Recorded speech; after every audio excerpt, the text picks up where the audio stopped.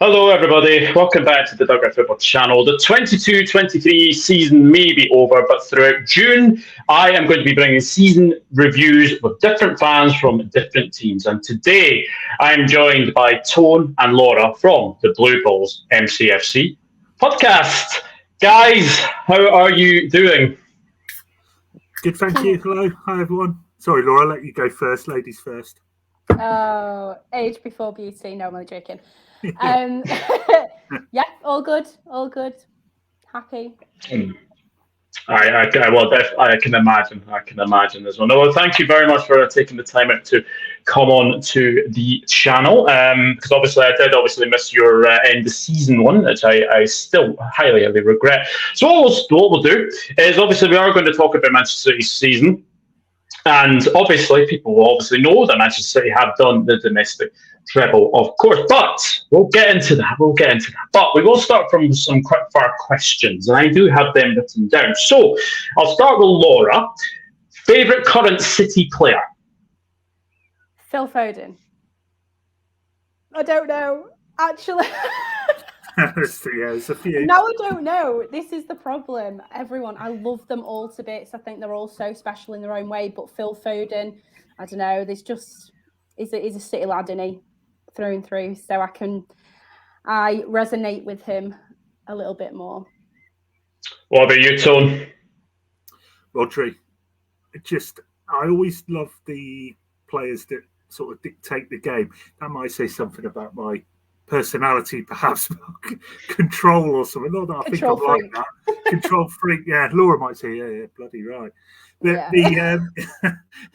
I love those players that sit there. You know, the Busquets type, the Rodri, even like when we had De Jong and people like that just sit there. Makalele is one of the best. Sit there and just dominate the game. The game goes how that player plays. So Rodri is my favourite. Love him. Okay. Laura, City player of the season? Rodri. And I know that you could argue that Haaland has been absolutely insane. Like, the records he's broken in his first season. I mean, we have, like, a first season syndrome under Pep, and he's just... I mean, if that was first season syndrome, I'm amazed to think what he'll do next season. So he has been incredible. I don't want to take anything away from him, but Rodri is he's just the heart of the team. Tone, what about you? Yeah, same. Rodri. Favourite player. Unanimous decision. Yeah. Like Laura said, Haaland's in there. Diaz has got a shout. John Stones. Yep. To be honest, there's 8 or 9 names that we could say. Gundo. Can't really argue it. We're very, very fortunate. We've got so many, even Grealish maybe. Yeah. But certainly since the World Cup, there's, Bernie maybe. There's so many, even Akanji, Ake, even Edison. Amazing again last night. You throw all these names out, but Rodri's. Yeah, they've all played the part, haven't they? Yeah, they've all been amazing. And you can't win what we have without everybody stepping up and everybody stepping up big time. Yeah, 100%. Right, the last question before we do sort of chat about your season. Laura, favourite City goal this season? So this one might be because it's a bit fresh in my mind, but I think the goal, the technique, the occasion, Gundogan last weekend against United, his first goal, 12 seconds, record-breaking goal. Everything about it was outstanding. So, yeah, I'm going to go for that one.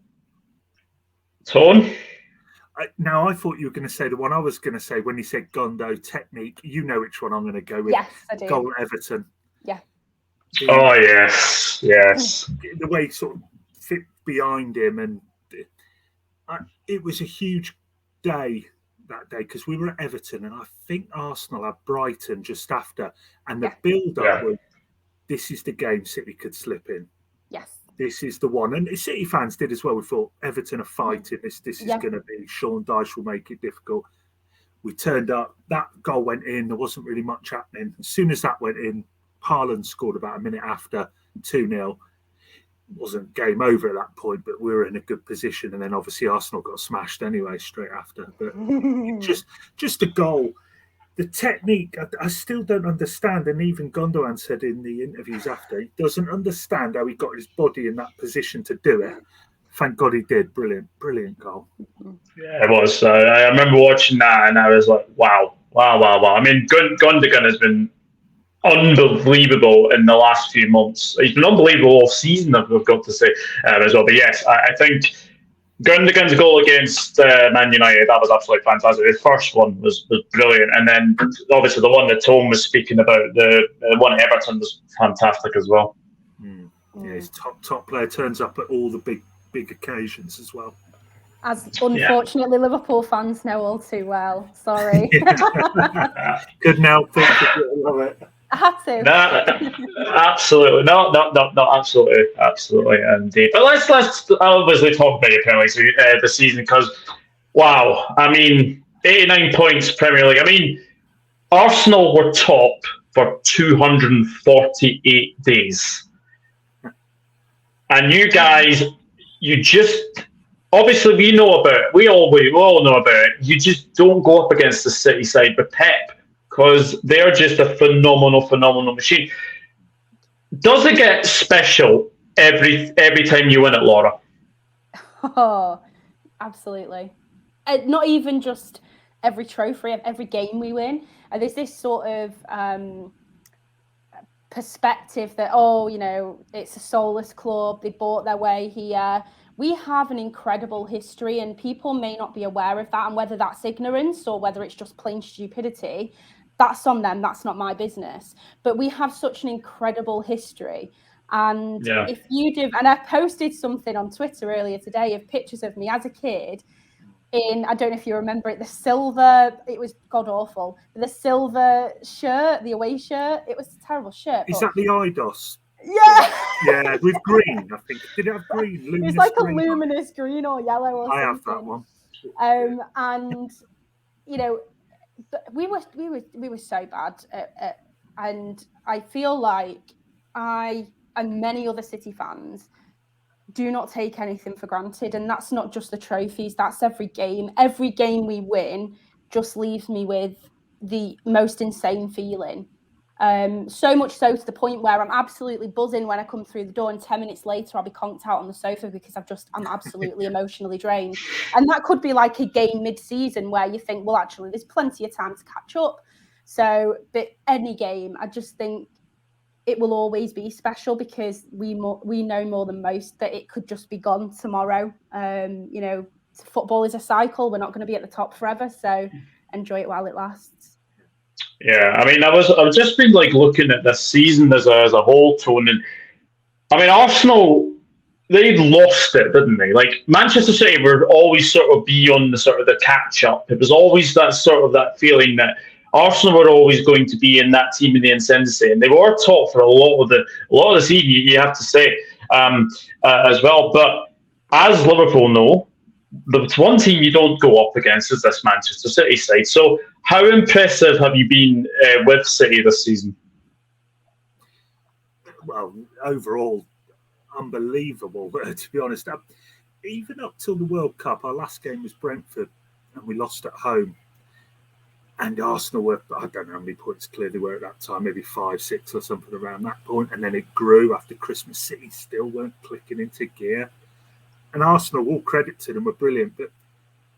And then you get a fair few. When you're on social media, you say, I still think we'll win it, or we'll be there about, oh no, Arsenal have won it. It's all over, 6 points, a game in hand, whatever.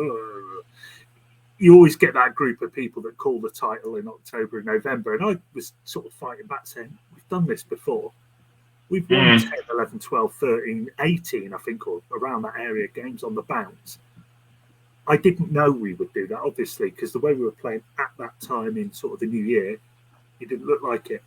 But I always put this on Twitter, and everyone comments on it that I say the same thing. But absolute full faith in the team and Pep and everybody. And even when Arsenal, I think at one point they were 8 clear of the game in hand, even at that point, I still looked at the Arsenal team, and they did really well, and they overachieved in the Premier League. If anyone would have said Arsenal finished second at the start of the season, I'd have said, no way, not happening. So in that sense, they've overachieved, and they got to a certain point. But I still looked at that 11, and I looked for characters, leaders with the experience in that Arsenal team to say, okay, you've got 10, 12 games left.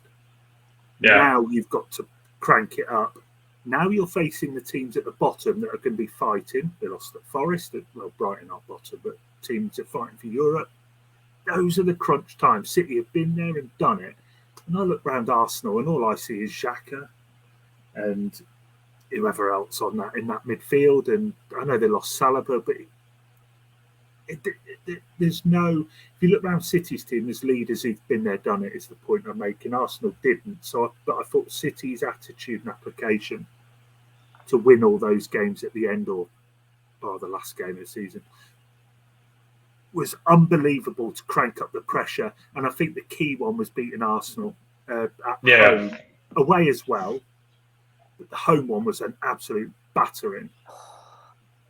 The 4-1. The atmosphere was incredible. Yeah, that 4-1, just that day, you never know what's going to happen, but just that day, that evening, I just remember thinking, we'll win from here, because Arsenal looked shot. It was like an eye-opener to Arsenal to say, that is the level you've got to be at between now and the end of the season. Yeah. That is the marker, and if you can't do that, you're not winning the title. Because I think the one place that they lost it, I keep saying, is at Anfield. Whenever Granit Xhaka will look back at this season and think, yes, I've had a very, very good season, but the one moment that let me down was literally basically squaring up to Trent Alexander-Arnold, because that got the crowd up, and it allowed Liverpool back into the game. And I just think from that moment on, Laura, I think that's where Arsenal lost it, because I think they kind of lost a bit of focus after that. Yeah, I think that's one factor. I think their mentality overall allowed them to lose it in that way at Anfield. City know that it's difficult to go there, and we could go on and win a title, but we still struggle at Anfield. It's a difficult place to go. But I think so it's not unusual that would have happened to them at Anfield.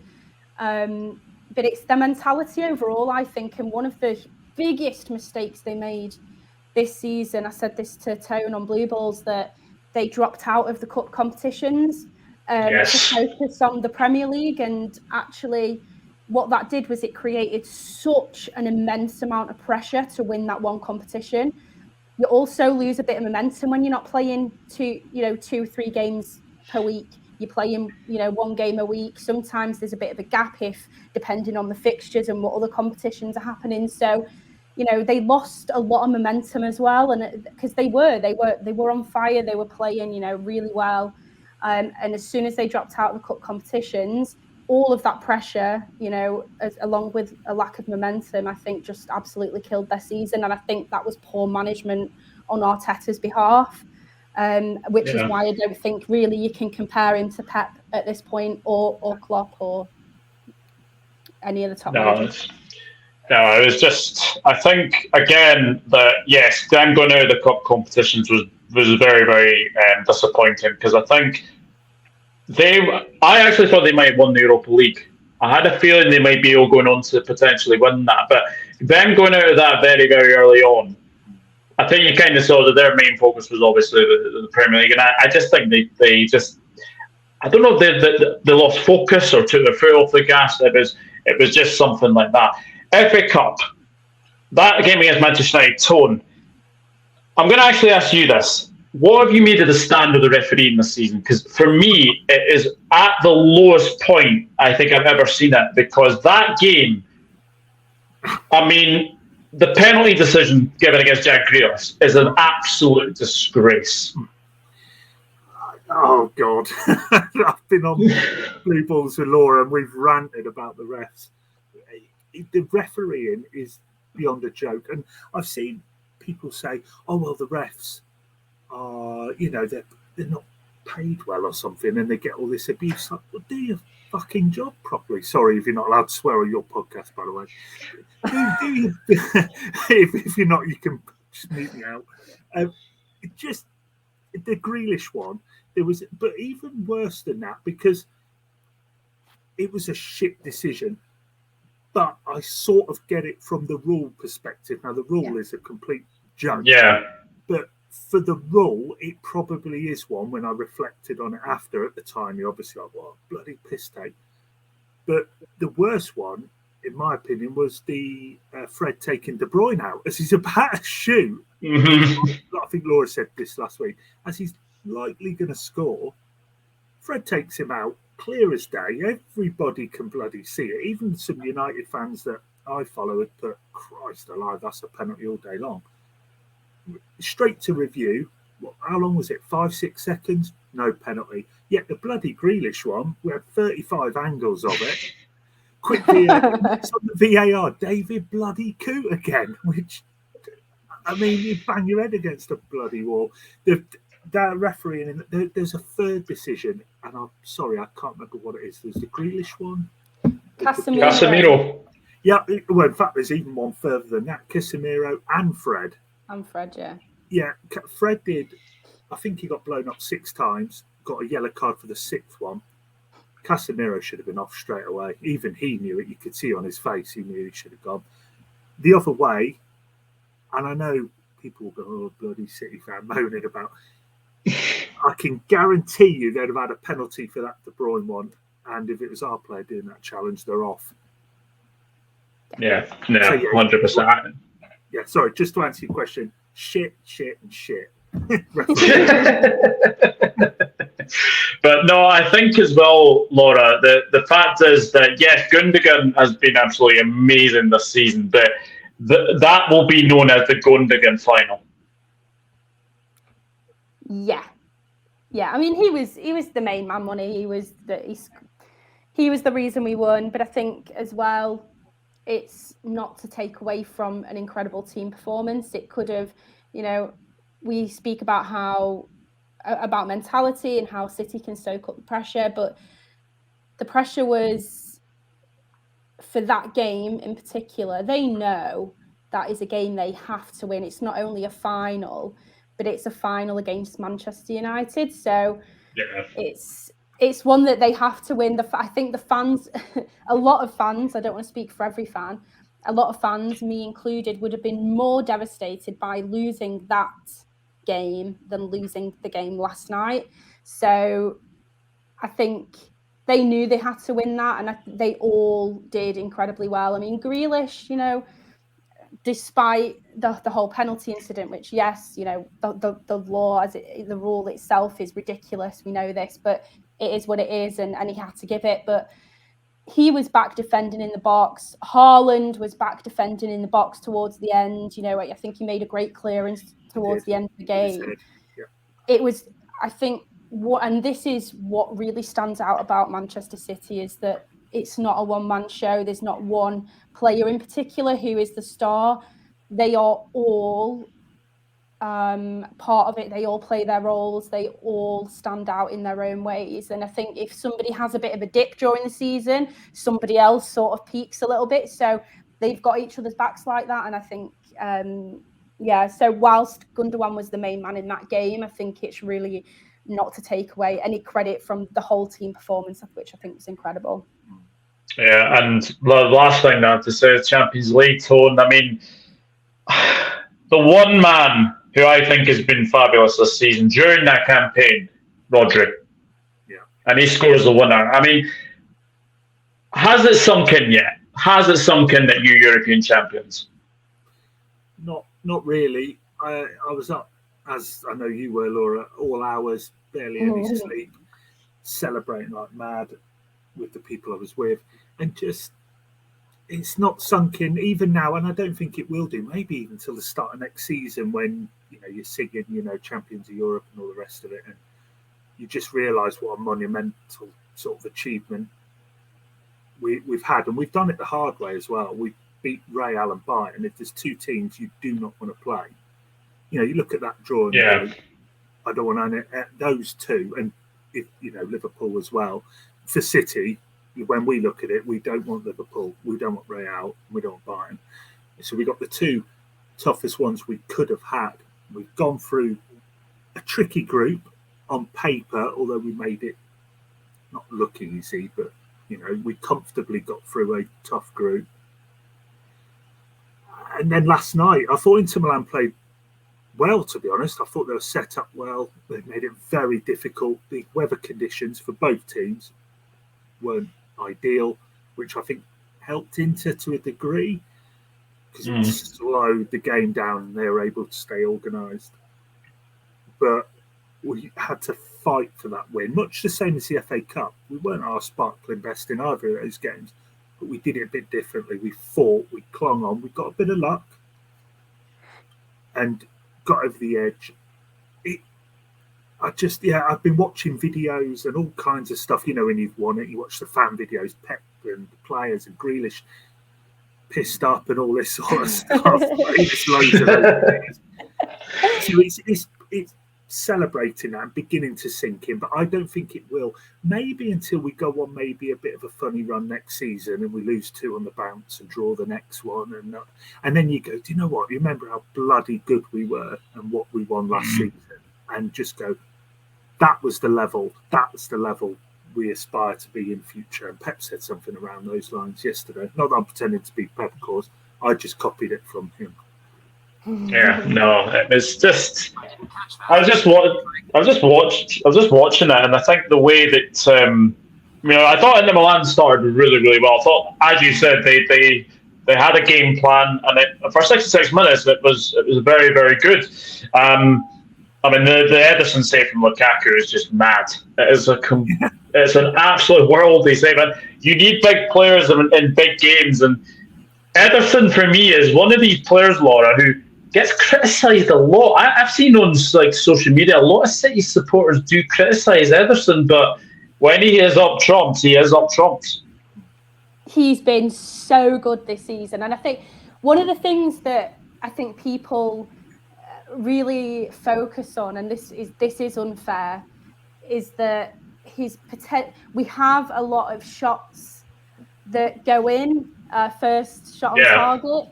So it might look like he isn't doing his job because his purpose is to stop shots.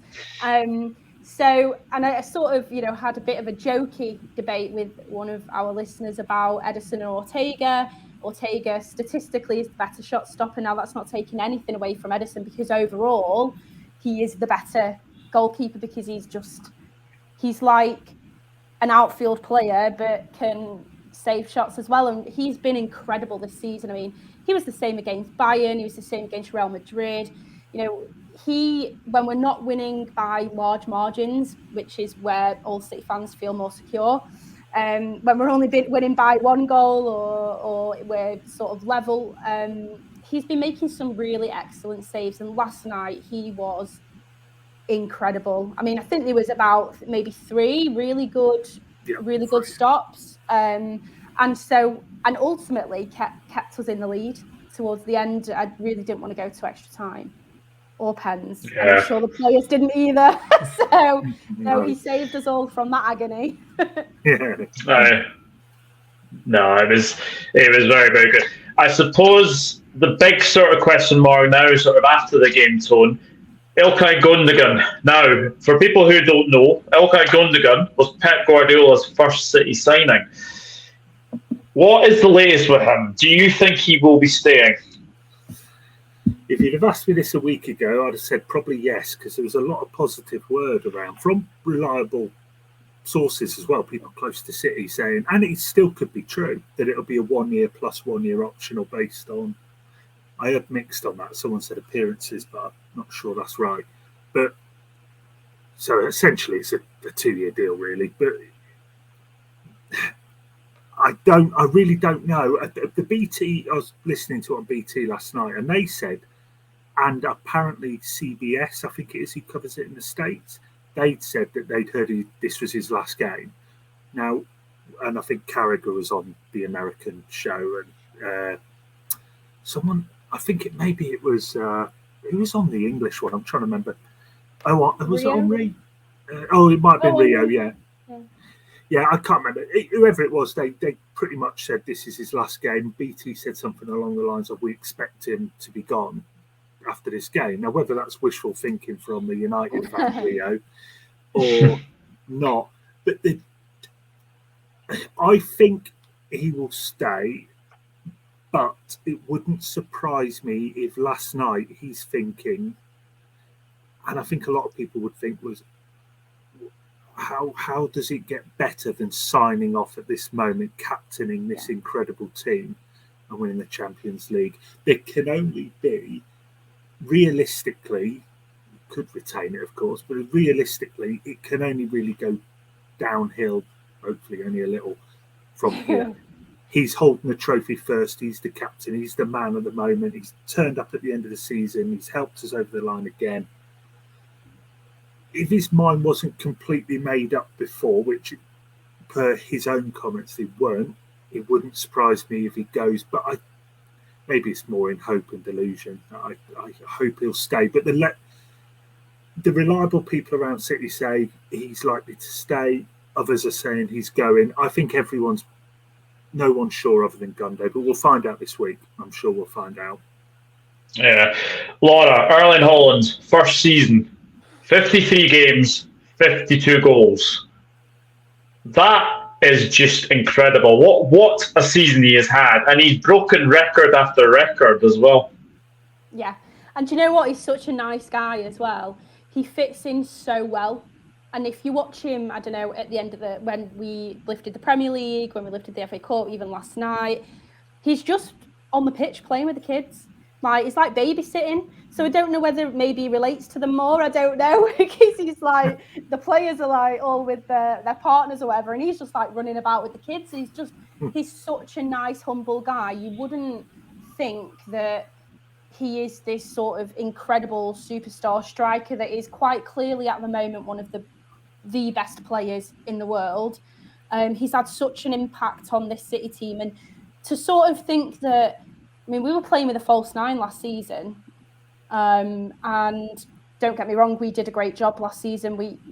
It's no problem, but he's made such a difference to the way we're able to play, the way that we're able to adapt to different game plans, to different tactics, and it just allows us to be a little bit more versatile in how we approach a game as well. I think the United game, they said that what they've been working on was getting the ball up to Haaland, just straight from the off, just get it up to Haaland. That's not something that you'd ever expect from a team. It's like pass. And he said himself, he knows that people call him a tapping merchant. He doesn't care. He's sort of, he's like, Bernardo, De Bruyne, Grealish, let them pass the ball. That's what they're there for. My job is to stay in the box and be ready. And that's what he does. And that is why, whether he's a tapping merchant or whatever one of people call him, that's why he's on 52 goals, because he's ready every single time. But he has shown that he can score more than tap-ins, but he's just such a nice guy. And that, I think, is what has surprised me the most. There's one goal, I think it was against Dortmund, where he literally has to lift his leg to get it. I mean, I'm 6'6". Haaland must be about 6'5", 6'6". I can't get my foot up that high. So how he managed to get it was unbelievable. But yeah, Erling Haaland has been incredible, and he's only going to get better, isn't he? As well. Now, obviously, the other side of things, Tone, is these charges. Now, I'm not one that's boistering on about, City have done this, City have done that, as you could obviously see from rival fans as well. Yeah.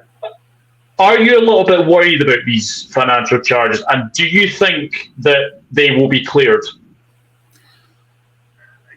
I don't know enough of the ins and outs to say whether I think they'll be cleared. I hope, obviously, they are, and I trust the club that they're telling the truth, the people at the club are telling the truth, that we are innocent of these things.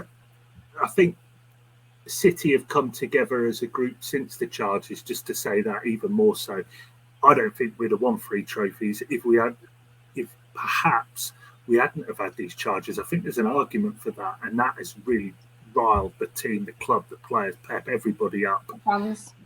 The fans, yeah, and everybody's come together, and we see it as, and I'm sorry, I know I'm on a Liverpool channel, and there'll be Liverpool fans listening, but a red cartel, United, Liverpool, all those, the historical clubs are sort of pushing for this, and there's talk that they pushed the Premier League into this without really sort of understanding what they're being charged for. But am I concerned? There's a very small part of me that would, if we are guilty and it's proved beyond doubt, in a way, it would make me laugh that it'll be United fans and so on saying, "Oh, we missed out on so and so because they don't cheat in sods." And I'd be like, "Well, tough shit," But we've lived it. I think Laura's said this before on our show, but I think we've lived these moments like last night. We live in these moments. We've lived. I mean, to be fair, the charges backdate before this, but we've lived these titles, these cups, these trophies, and nothing will change that. If they turn around and say they're guilty, then so be it. Get your wrist slapped, whatever fine or points, whatever you want to do. If they're guilty, I couldn't give a flying sod. Nearly swore on the show. Last night, I'm not thinking about charges.